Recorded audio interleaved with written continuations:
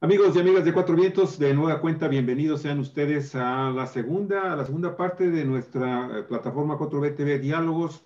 Estamos haciendo el análisis, bueno, en la primera parte, que ya está usted ahí disponible en Facebook, pues se hizo un análisis de la situación que priva en torno al sector energético nacional y este anuncio que hace el presidente Andrés Manuel López Obrador, pues para crear una mini reforma energética, como lo estaba diciendo Daniel Solorio hace un momentito. Y la segunda parte, bueno, pues es el Foro Internacional Económico de Davos, o Galicia, en Suiza, que también está marcando, parece ser, nuevas tendencias, ¿no? Nuevas tendencias sobre lo que se viene en materia económica para el mundo después de la pandemia. Adelante.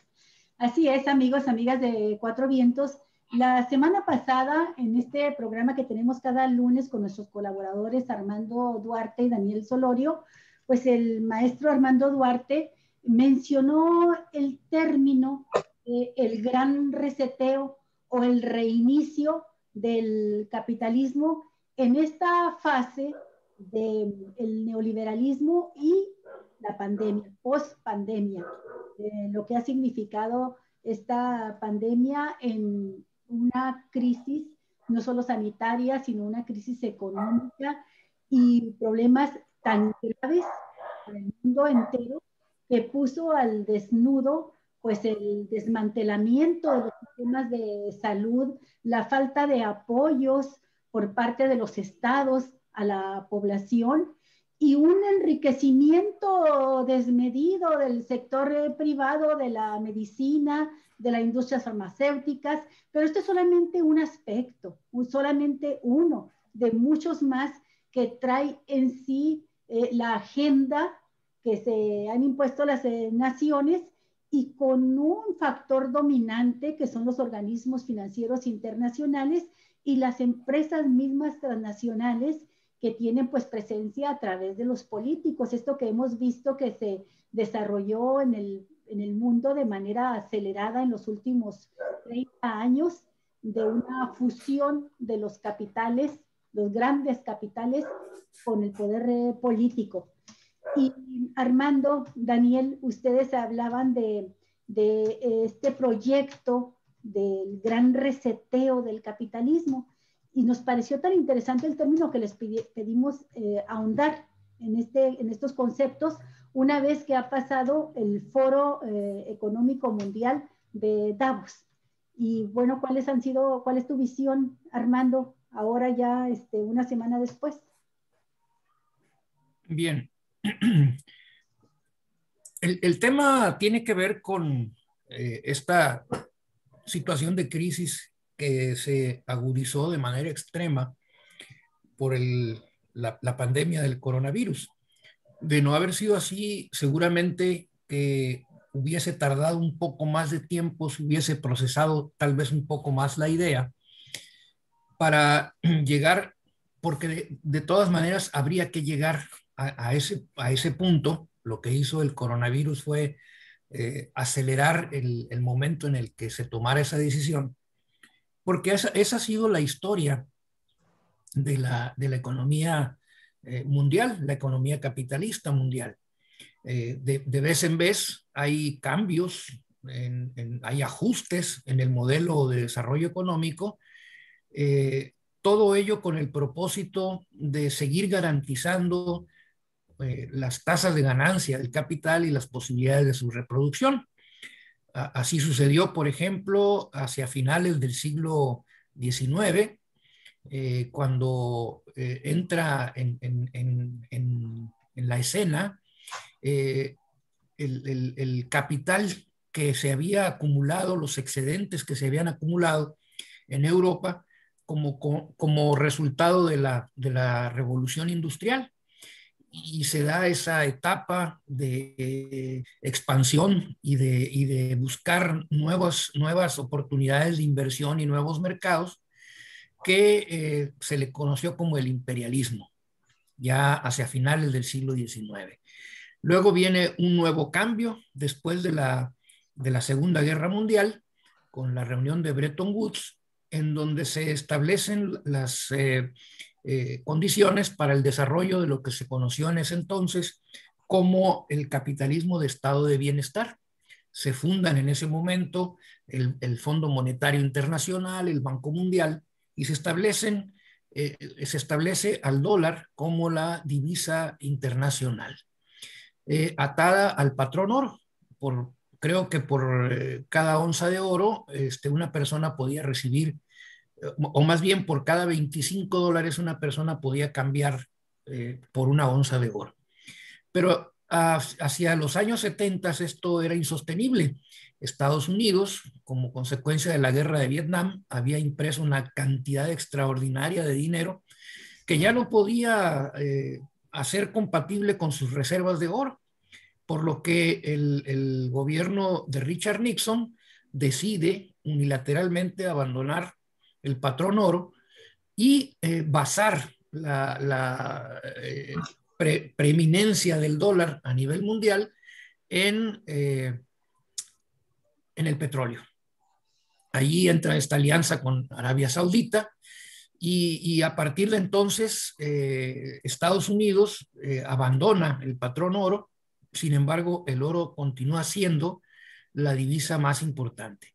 Y es en ese momento precisamente cuando se hace un nuevo ajuste al modelo económico internacional y es cuando se empieza a aplicar el neoliberalismo en el mundo. Curiosamente, no empieza en los países desarrollados, empieza en los países en vías de desarrollo, particularmente en Chile, para lo que hubo un golpe de Estado, y después en el resto de América Latina. América Latina fue el laboratorio para ver cuáles eran los efectos de la aplicación del neoliberalismo, de tal manera que ese modelo pudiese aplicarse posteriormente en los países desarrollados sin los efectos colaterales del mismo o minimizando esos efectos colaterales.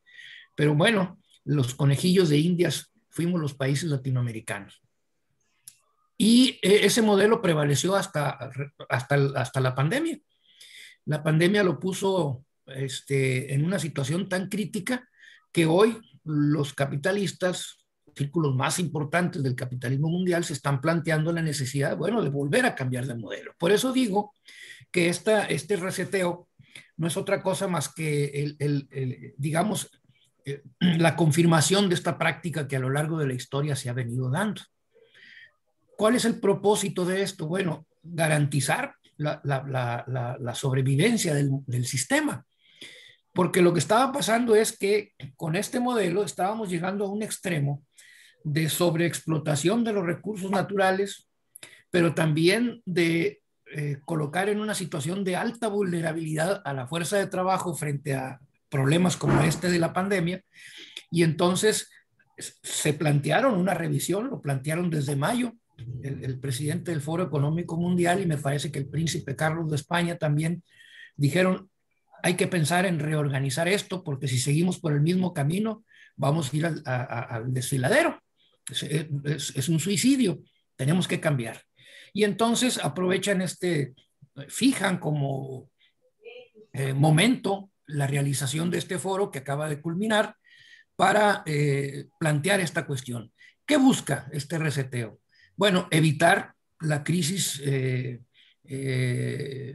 ambiental producida por el modelo de producción y de consumo que tenemos actualmente. Hacer más sostenible la economía, están planteando, que ya se había venido planteando desde hace mucho tiempo, pero que parece que ahora sí ya vieron que las cosas van en serio, sobre todo por el problema del coronavirus.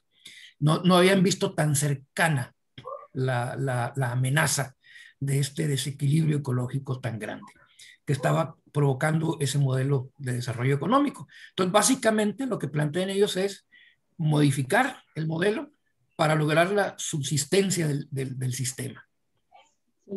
Sí. Armando, mencionas tú que el modelo neoliberal, curiosamente, inicia en países en vías de desarrollo, después con y posterior al golpe de Estado en Chile con el general Augusto Pinochet, y de ahí se va extendiendo a otras naciones tercermundistas y luego pues se da la globalización ya con este modelo neoliberal.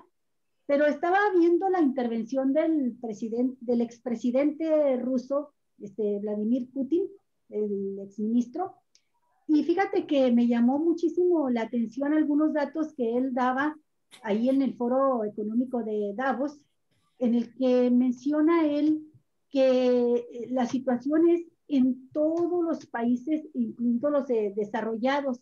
Dice, por ejemplo, este dato que creo que define lo que pasó en el mundo con el neoliberalismo, dice el presidente ruso, dice, esta fue la, perdón, dice él, en esta numeralia destaca el hecho de que en todos los países, incluidos los desarrollados, las personas en estos últimos 30 años perdieron sus ingresos. Los ingresos de más de la mitad de los ciudadanos en términos reales se han estancado y no han aumentado. Pero el costo de los servicios de educación y salud ha aumentado, ¿y saben cuánto? 3 veces. Y él está hablando de los países desarrollados, y creo que esto fue lo que nos vino a mostrar la pandemia, ¿no? Que golpea, como lo ha estado haciendo a la primer potencia, a Estados Unidos, como a ningún otro, con una cantidad de contagios y de muertes impresionante por esta situación también, ¿no? Del incremento de los costos de la educación, de la salud y de la falta de un sistema de salud que beneficie de manera universal y gratuita a la población. Entonces, creo que el sistema neoliberal está haciendo aguas por todos lados, incluyendo al primer mundo. ¿Qué piensas tú, Daniel, de esto? Wow, pues eso me lleva a mí inmediatamente, bueno, a recordar que hace unas 2 semanas un comentarista de televisión, creo que por error, cuando habló del reseteo, dijo, nos van a resetear a las personas, dijo. Nos van a resetear. Pues que se lo hagan a él si tanto le gusta. Oh, amigos, dijo, oigan, amigos, allá en Davos nos quieren resetear a todos los habitantes del planeta. Pero bueno, es un reseteo, de comillas, del sistema económico mundial, del sistema económico neoliberal, por supuesto. Algunos de ustedes recuerdan que hará menos de 10 años uno de estos organismos no gubernamentales que estudian los datos económicos publicó un trabajo que se llama La economía del 1%. La economía del 1%, en el que destaca que el 90% de la riqueza del mundo va a dar al 1% de la población. Y el resto de la humanidad se tiene que conformar con el otro cachito del 10% que le dejan. Bueno, eso a mí me lleva, permítanme leer en 3 minutos máximo, 2 minutos, un par de parrafitos de este libro que adquirí hace algunos años de un profesor español que se llama Gerardo Pisarello. El librito se llama Un largo termidor y lleva por nombre La ofensiva oligárquica y la lucha por una constitución democrática. Y empieza diciendo, una ola de protestas recorre Europa, de Atenas a Madrid y Barcelona, de Lisboa a Dublín, de Roma a Londres, cientos de miles de jóvenes precarios, trabajadoras y trabajadores despedidos, funcionarios públicos, pensionistas, hipotecados, inquilinos que corren el riesgo de perder sus casas, vecinos afectados por la privatización o el deterioro de sus barrios en materia de sanidad, educación, agua, transporte, artistas, migrantes, periodistas e internautas, denuncian la oligarquización de la vida política también, por supuesto, y económica. Y luego dice tantito más abajo, este asalto oligárquico a la democracia no es un fenómeno nuevo. Lo recordé precisamente este librito por lo que dijo Armando en la primera parte de su intervención. Esto no acaba de empezar. Es la etapa actual de un proceso de siglos y que se aceleró en las décadas más recientes. Dice, se ha venido gestando en Europa y otras partes del mundo por décadas, pero se ha hecho notorio sobre todo a partir de la crisis de 2008, 12 años atrás. Este avance oligárquico protagonizado por grandes grupos empresariales, bancos, fondos de pensiones, agencias calificadoras de deuda, esas famosas agencias calificadoras de deuda, rentistas y especuladores de todo tipo, ha conseguido hacerse de manera directa o indirecta con los resortes institucionales básicos de numerosos regímenes políticos. Bueno, ya se habían hecho de los resortes del régimen político mexicano desde hacía bastantes décadas y ahora están pataleando porque estamos en una época en que tenemos un gobierno que con la alianza de la gente, del pueblo, está tratando de rescatar esos resortes de la economía y de la política para ponerlos en manos de la política, efectivamente, es decir, de manos democráticas, ¿no? A resultas de ello, dice Pizarello, los componentes formalmente sociales y democráticos de las constituciones vigentes han ido cediendo a un entramado de poder materialmente constitucional cada vez más oligarquizado y elitista. Subrayo ya nada más esta idea diciendo, bueno, este libro describe muy bien lo que hizo el Pacto contra México al reformar el artículo 27 y 28 y 26 y 25 de la Constitución, con eso que se llamó la reforma energética, y que ahora el presidente López Obrador, pues hará unos 3, 4, 5 meses, dijo en una mañanera, dijo, cuando Rocío Nale, la secretaria de Energía, mandó su iniciativa, dictó un decreto. Sí.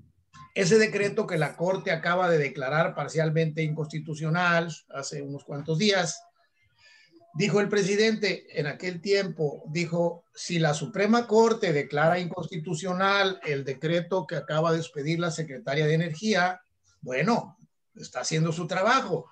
Si lo hace, bueno, está bien, pero entonces tenemos que avanzar por vía legislativa. Y si es necesario, dijo el presidente, iremos a una reforma constitucional para dar marcha atrás a la reforma energética. Por eso a mí me gusta el fallo de la Suprema Corte de hace unos días, porque es ya un campanazo al propio presidente donde le dice, presidente, hay muchas cosas que tienes que hacer, que tienes el compromiso de hacer, pero que no lo vas a lograr si no vas por reformas legislativas e inclusive constitucionales, ¿verdad? A mí me gusta y todavía me queda pendiente de estudiar con cuidado ese fallo de la Corte de hace unos cuantos días. No sé si lo tienen ustedes por ahí, me lo mandan de volada. Se me dificulta un poco encontrar las resoluciones. Yo debería tenerlas inmediatamente, pero no. Me gusta porque es ya para el propio presidente un aviso. Presidente, lo que quieres lograr tiene obstáculos en la Constitución. Entonces hay que reformar la Constitución. Ni modo. Claro. Hay algo muy interesante que yo quisiera aquí, ahora sí me atrevo a participar un poquito aquí en el foro, porque siento yo que incluso esto que está sucediendo en Davos, que bueno, tuvo su primera parte en este foro virtual, ¿sí? Donde se toman algunas decisiones de cosas que ya son viejas, o sea, la situación del cambio climático, se viene hablando de ella desde hace muchísimos años. Claro. Quién sabe cuántos acuerdos no se cumplen. Y bueno, como bien lo decía Armando, la realidad poco a poco está imponiéndose y estamos viendo cómo la vida en este planeta pues está desgastándose de una manera terrible en materia de recursos humanos y de sobreexplotación de esos recursos humanos. Y que eso se está generando cada vez más contaminación que está golpeando directamente a la atmósfera. Y bueno, lo que ya sabemos, muchísimos, ya lo sabemos, pero parece ser que a los gobiernos no les interesa. Esto que pasó ahora en Davos, Suiza, en la primera parte, pues para mí fue más de lo mismo. La segunda parte, en donde espero que pueda existir quizás alguna conciencia y alguna acción más concreta en la que se puedan tomar resolutivos más a fondo y existan compromisos más puntuales por parte de los países que van a asistir a esta segunda parte del foro, que es en mayo, que es la presencial, ¿no? En donde, pues, bueno, existe la posibilidad de que gracias al tema de las vacunas, pues ya puedan estar asistiendo algunas embajadas, algunos grupos de trabajo ya directamente al foro y sacar mayor provecho a esto. Sin embargo, en realidad, no sé, tendrá como unos 10 años en que en lo personal yo empecé a leer muchos libros o resúmenes de artículos en donde ya se está hablando de esta modificación y de este interés de los grandes consorcios transnacionales, multinacionales, el sistema financiero y bancario internacional, de buscar nuevas posibilidades para hacerse todavía de más poder. Y en estos últimos 10 años, algunos grupos de poder fácticos que tradicionalmente habían estado trabajando muy fuerte en el tema de la dominación a través de las dictaduras, de las oligarquías, comenzaban a ver de alguna forma la necesidad de transformarse ante el advenimiento de una nueva revolución, que es la revolución tecnológica, después de la revolución industrial que le da origen a esto. Y esa revolución tecnológica está creando el surgimiento de nuevos grupos de poder que comienzan a disminuir también la influencia de los grupos tradicionales, de los grupos fácticos de poder tradicionales. Y los estamos viendo ya actuar, por ejemplo, el tema de las grandes compañías que operan y manejan a nivel internacional las redes sociales. Bueno, estamos comenzando a tener sus primeros efectos de cómo han ido imponiendo incluso las agendas políticas, económicas, financieras y culturales de la humanidad. Entonces aquí yo siento que México, cuando está comenzando a tener un poco de más conciencia y más oportunidad de estar viendo qué es lo que está sucediendo en el mundo y con este gobierno de Andrés Manuel López Obrador, decir, bueno, ¿cuál es el futuro? ¿Qué tenemos que arreglar? ¿Por dónde tenemos que ir? A mí me gustaría que hubiera dentro de la administración pública de este gobierno de Andrés Manuel López Obrador una mayor participación de gente que tiene conocimiento de esto que está sucediendo, que tiene ya 10 años cuando menos, que está evolucionando y está creciendo, y que en realidad estaría muy bien que este gobierno se adelantara un poco más, siguiera y ampliara más sus horizontes hacia las nuevas tendencias de cómo va a funcionar el mundo dentro de 10, 15 años más. Ya estamos viendo en este momento su crecimiento, el crecimiento de estos grandes grupos, al grado tal de que, por ejemplo, naciones que se han visto incluso discriminadas y marginadas incluso por estos nuevos poderes fácticos grandísimos que son las multinacionales de las redes sociales, Facebook, YouTube, todos los demás, comenzaron a decir, bueno, yo tengo forzosamente entonces que crear mis propios sistemas de comunicación vía Internet, y han comenzado a crear sus propias redes sociales, sus propios sistemas de funcionamiento dentro del mundo financiero. China se ha convertido actualmente ya en uno de los principales benefactores financieros y económicos del planeta, y como que México está entendiendo esto, pero como que vamos muy lento.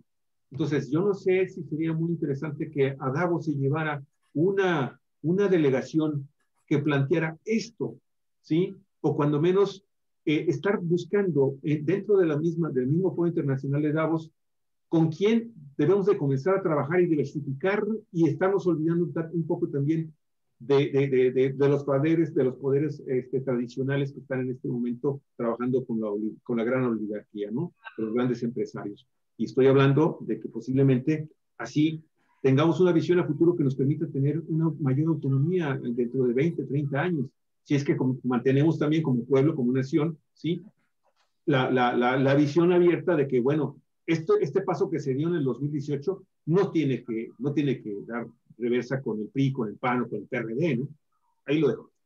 Y Armando, en los comentarios que vayas a hacer tú al respecto, me gustaría, si te es posible, abarcar no solamente la visión de las naciones, las potencias representadas en este foro económico mundial, que están tratando de hacer el gran reseteo del capitalismo en tiempos de pandemia, una pandemia que provocó el año pasado el despido de 500 millones de trabajadores en el mundo.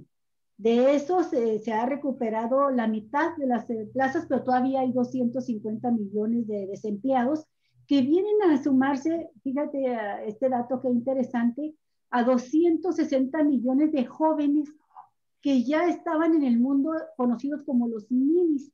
En el 2019, la Organización Internacional del Trabajo habló de esta cantidad, 267 millones, de los cuales recordemos 8 millones estaban en México, de jóvenes a los que les clausuraron sus posibilidades de desarrollo, de crecimiento, y se quedaron sin trabajo y sin posibilidad de estudiar. Bueno, esta situación, como bien señalas, Armando, se agravó con la pandemia, y el aspecto que yo te pido que consideres es también lo que puede suceder en el planeta a partir de las protestas sociales. Por un lado, los esfuerzos de las élites por darle salida a la crisis con un gran reseteo del capitalismo, y por otra parte, algo que podemos ya pronosticar que va a suceder en el planeta, que son grandes movilizaciones sociales de esta población que se ve con problemas más graves económicos por la crisis del sistema y por la crisis agudizada por la pandemia. Las naciones, dos aspectos que creo que hay que tocar obligadamente, y también le pido a Daniel que nos ayude en ello, que es esta cuestión de la reforma fiscal que se venía planteando ya desde hace por lo menos 15 años, ¿verdad? De decir, es necesario gravar al gran capital, gravar la riqueza del mundo, y en bien de las naciones de las cuales ellos se benefician. Y también la deuda. Ahorita existen países que tienen ya endeudados hasta el 300% del Producto Interno Bruto que producen, y a nivel mundial es el 200% del PIB mundial lo que representan las deudas totales de los sectores públicos y privados. Entonces, por lo menos esos dos grandes pilones, que son la reforma fiscal y el problema de la deuda, ¿cómo encontrarle respuesta? ¿Tiene respuesta en Davos? ¿Encontrará respuesta en las calles? Armando. Sí, que de hecho nada más lo comento rapidísimo. Esa es, al final de cuentas, una de las opciones que se están manejando en esta nueva visión de cómo va a funcionar el mundo dentro de 20, 30 años. Precisamente, no es ni siquiera reiniciar el capitalismo, se está reseteando en realidad el socialismo, las ideas humanistas. Eso es hacia allá va, en realidad todos los movimientos de estas fuerzas jóvenes que se están creando, se están formando, y que están viendo que la opción del capitalismo ya definitivamente no. Y si no, pregúntale al movimiento también de los jóvenes en Estados Unidos, que llevan como estandarte a Bernie Sanders, por ejemplo. Bien, miren, es muy complicado predecir qué pueda pasar o en qué va a terminar todo esto.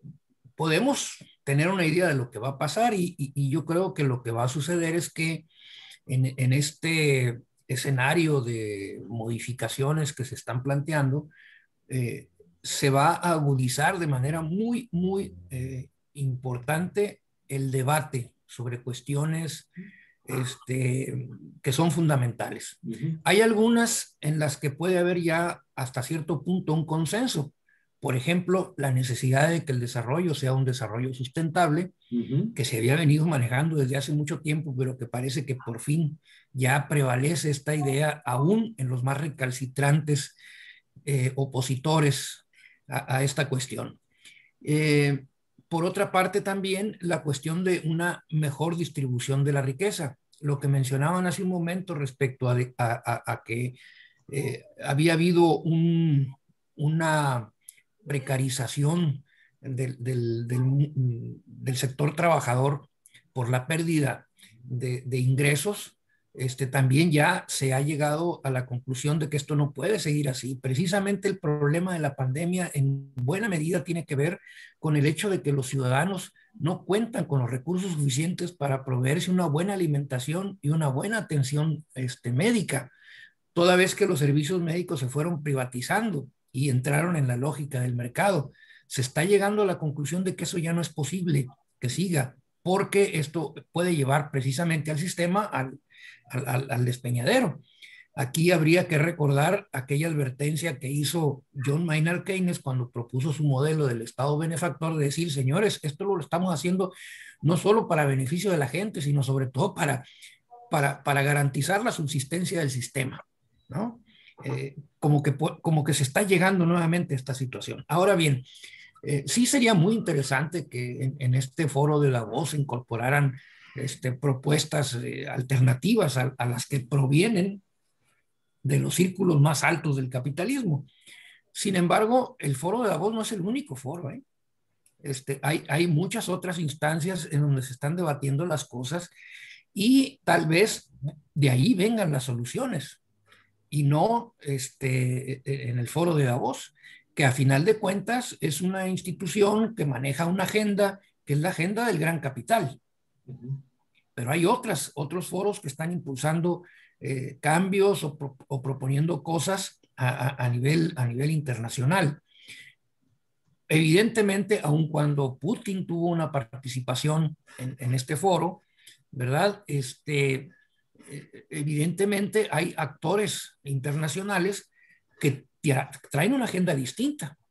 Por ejemplo, esta alianza, digamos, prácticamente de facto, entre algunos países emergentes como China, como la Unión Soviética, perdón, como Rusia, como la India, y algunos otros países que están cuestionando los fundamentos de la economía capitalista mundial, sobre todo el dominio del dólar como moneda para las transacciones internacionales. Claro. Ya están buscando negociar, por ejemplo, el mercado del petróleo, incluyendo otras monedas. Entonces, el Bitcoin ya está de moda, Armando, el Bitcoin o el Bitcoin. El Bitcoin, ajá. Bitcoin. Y otras monedas, ¿no? El yuan, para las transacciones en dólares, el euro, ¿no? De tal manera que la agenda de Davos queda corta, ¿no? Frente a estas otras propuestas. Entonces va a haber necesariamente una confrontación de posturas, de propuestas y de ideas que esperemos se resuelvan civilizadamente y no a través de una guerra, como fue el caso, por ejemplo, de la Primera Guerra Mundial, ¿no? Fíjense cómo coincidentemente con los reseteos del capitalismo ha habido grandes conflagraciones. Sí. La Primera Guerra Mundial, la Segunda Guerra Mundial. En el caso del neoliberalismo no hubo una Tercera Guerra Mundial, estaba el tema de la Guerra Fría y la amenaza de la hecatombe nuclear, pero hubo un montón de conflictos. Bueno, veamos cómo es que el neoliberalismo se abrió paso en América Latina a través de los gobiernos dictatoriales, con la cantidad enorme de vidas que se perdieron como consecuencia de la represión y la desaparición y el encarcelamiento y tortura de miles y miles de habitantes de América Latina. Bueno, esperemos que este reseteo no traiga esos efectos colaterales, pero de que va a haber una confrontación de posiciones, de puntos de vista, la va a haber. Y hay quienes van a defender sus privilegios y se van a resistir a perderlos frente a esta reorganización necesaria de la economía mundial. Daniel, 5 minutitos, por favor. Wow, es que el tema me hizo ir a mi librero por este librito que he estado tratando de leer en pedacitos y que se llama Los próximos 100 años, pronósticos para el siglo XXI, de un George Friedman. Espero que no sea uno de los, que no sea un pariente de Milton Friedman, uno de los fundadores e ideólogos del modelo neoliberal, pero aquí en la portada, la editorial pone 3 puntos. De acuerdo con George Friedman, en los próximos 100 años, 1, Estados Unidos mantendrá su hegemonía, pero su poder encontrará nuevos rivales. 2, Japón abandonará su pacifismo marginal para asumir una política muy agresiva. 3, hacia 2050 tendremos una guerra de dimensiones globales. Bueno, esto es lo que pronostica este autor. Yo diría por mi cuenta en medio minuto A mí no me gusta la economía en manos de grandes corporaciones, no me gusta la economía en manos de grandes corporaciones, pero es lo que tenemos. La economía del mundo está en manos de grandes corporaciones que por sí mismas tienen más dinero que los gobiernos, que los estados-nación. Y eso hay que revertirlo. Eso hay que revertirlo. Ese es uno de los puntos en que yo apoyo plenamente las políticas que está implantando con mucha precaución el presidente López Obrador. Pues ahí termino, es muy poco lo que yo puedo decir sobre esto. Me gustó mucho escuchar a Armando y a Olga y a ti en eso, Javier. Adelante. No, y yo te agradezco muchísimo, Daniel, que hayas traído el tema, esta segunda parte del programa que habíamos tratado en la primera, porque es cierto, López Obrador dijo, si no podemos sacar adelante la propuesta presentada por la Secretaría de Energía, vamos a tener que ir al terreno legislativo. Y ese debate nos deja puertas abiertas para un siguiente programa, porque va a ser el debate de varias semanas en el Poder Legislativo. Claro, sí la van a poder aprobar porque es una reforma a una ley secundaria y Morena la puede aprobar, pero es una reforma chiquita. De ahí van a salir muchas otras cosas que no se pueden reformar en leyes secundarias, sino se requieren las 2/3 partes del Congreso de la Unión más el 51% de las legislaturas de los estados. Es decir, tiene que reformarse la Constitución. Y ahí pues yo ya le doy un aplausito al presidente para que ya se anime a entrarle en cuanto la prudencia lo aconseje a la marcha atrás de esa reforma energética producto de ese sucio pacto contra México y por supuesto que simultáneamente siga la investigación penal de los sobornos para que se aprobara esa reforma. Así es. Aprovecho para decir que hace falta que el fiscal general de Baja California, el fiscal compadre, practique, haga la investigación penal que tiene en sus manos de los sobornos al Congreso de Baja California, a los diputados que salieron y a los que están todavía actualmente cuando aprobaron la llamada Ley Bonilla de los 5 años. Está denunciado. Peras al olmo, Daniel, peras al olmo. Está denunciado penalmente. Si no lo hace él, lo hará el siguiente fiscal. El asunto está en los tribunales. En algún momento se tiene que investigar eso. Muy bien. Armando, último comentario. 1 minuto.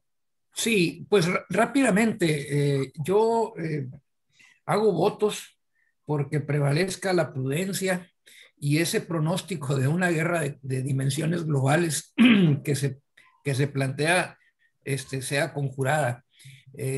Hay que ver de qué manera, aquí es donde entra esta cuestión de la prudencia de la que habla el licenciado, ¿no?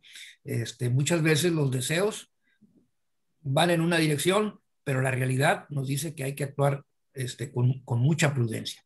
Están planteando la gobernanza internacional, ya mirando cómo evitar una guerra. Es lo que plantea también Davos, ¿no? Muy amables, pues, nos estamos viendo y escuchando el próximo lunes. Muchas gracias, Armando. Muchas gracias, Daniel. Gracias. Muchas gracias. Cuatro Vientos, periodismo de la red donde todas las voces se encuentran. Nico, pásala muy bien. Buen provecho. Hasta el día de mañana. Hasta pronto. Hasta pronto.